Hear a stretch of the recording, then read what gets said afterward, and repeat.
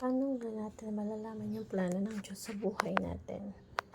So, para malaman natin yung plano ng Diyos sa buhay natin, magbasa tayo ng Biblia. So, ang topic natin for today is yung tinatawag na Canonism.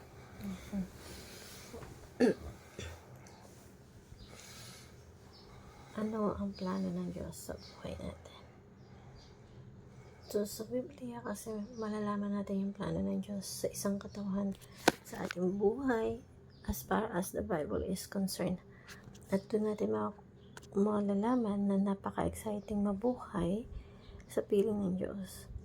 So, pag sinabing canon, hindi ito na parang meron kang gagirahin, may dala kang kanyan. Yung canon po is the list of all the books that belongs in the Bible. So, ito po yung mga listahan ng mga books or mga aklat na pinag-compile. At ito yung bumubuo ng Biblia. So, merong standard na ginagamit. Pag sinabing canon, measuring rod, standard of measure. Dati kasi ang Bible hiwa-hiwalay. Sinunod ni Pablo, sinunod ni Juan, ni Lucas. So, hiwa-hiwalay yan. At yung destination nito ay pupunta sa iba't ibang churches. So, magkakahiwala ito. Kaya ang ginagawa ng ibang tao, kinukompile to. So, meron silang 6 na kasulatan. Yung iba naman yung copy nila. So, yung unang panahon, magkakahiwalay yung Bible. Sa time nila Apostle Paul, meron silang Old Testament canon. Buo na yung Old Testament that time. Pero yung New Testament, hindi pa. Kasi sila yung sumulat nun. Kaya pag sinabing canonical, ito yung mga sumunod na Kristiyano na inaalam na nila, nire-recognize na nila, alin dito yung mga sulat na canonical, yung pumasa sa standard na galing sa mga apostol. A term that describing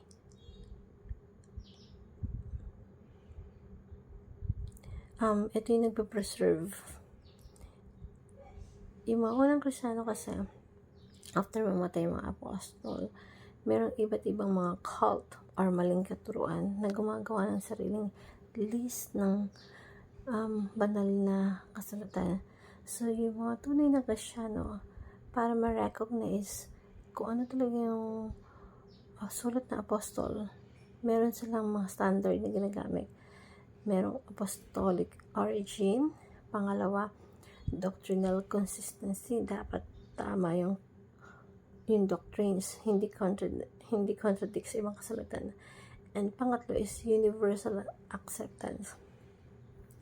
Binabasa at ginagamit sa lahat ng pagsamba, sa lahat ng churches noong unang panahon. So, meron pa silang mga ibang kinoconsider, mga 3 main things na kailangan galing sa apostol. Kasi mga apostol, galing din kay Jesus yan. So, from Jesus to the apostle to the writings. At dapat tama yung doctrines. Tama at tanggap na iglesia worldwide. So, sabi sa Isaiah 40 verse 8, sabi dito, the grass withers, the flower fall, but the word of God endures forever. Ang damo ay nalalanta, ang bulaklak na ito ay nalalaglag, pero ang salita ng Diyos ay mananatiling magpakailanman. So, sinasabi dito sa Isaiah na meron tayong Diyos na nagpapanatili ng kanyang salita. Sabi sa 2 Peter chapter 1 verse 21, knowing this first of all, that no prophecy of scriptures comes to no interpretation.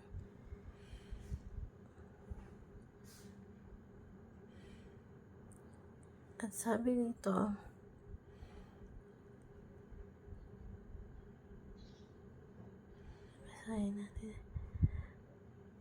knowing that first of all, no prophecy of scriptures comes from someone's own interpretations, for the prophecy was ever produced by the will of men, but men spoke from God as they was carried along by the Holy Spirit. Ito yung sabi sa 2 Peter 1:20-21. So sa Tagalog, una sa lahat, dapat ninyong malaman ito na walang propesiya na kasagutan nagmula sa pansariling pagpapahulugan, sapagkat walang propesiya na dumating kailanman sa pamamagitan ng kalooban ng tao, kundi ang mga tao inudyukan ng Espiritu Santo nagsalita mula sa Diyos. So merong Diyos na nanguusap sa pamamagitan ng Santong Espiritu na ginagamit ang tao. At ang tao or propeta, mga apostol, nagsulat sila. Sila yung ginamit ng Santong Espiritu para maisulat yung salita ng Diyos. So merong Diyos na nagsulat gamit yung tao, at meron din Diyos na nag-preserve. So yung Diyos na pinaka-ultimate author ng banal na Espiritu, siya rin yung nag-preserve by the Word of God endures forever. So yung sabi nga nito, your word, Lord, is eternal, that stands forever. Hindi kukupas, matatag.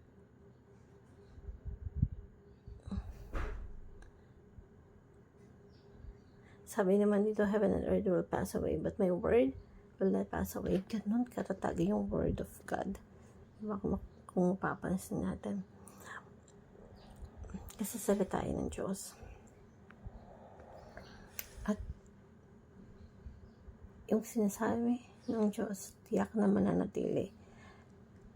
So, teaching, the divine author has preserved the word of God. Yung Santong Espiritu, siya yung author.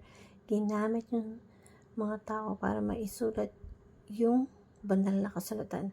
Siya din yung nag-preserve ng banal na kasulatan. Iningatan para hindi magkaroon ng mga maling katuruan, para hindi magkaroon ng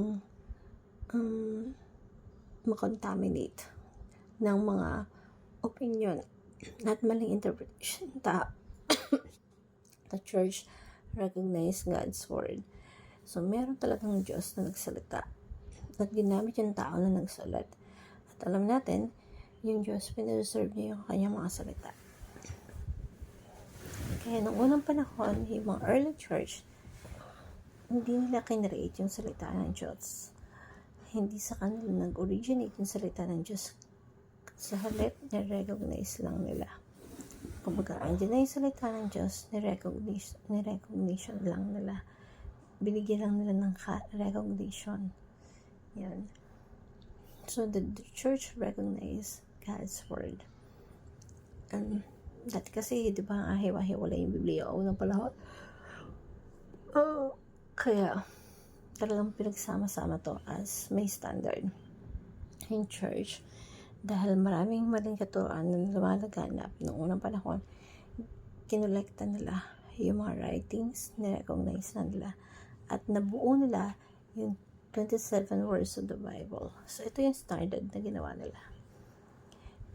And number 2, doctrinal consistency. Dapat hindi sumasalungat sa doktrina ng mga apostles or mga existing writings. Pangatlo is universal acceptance.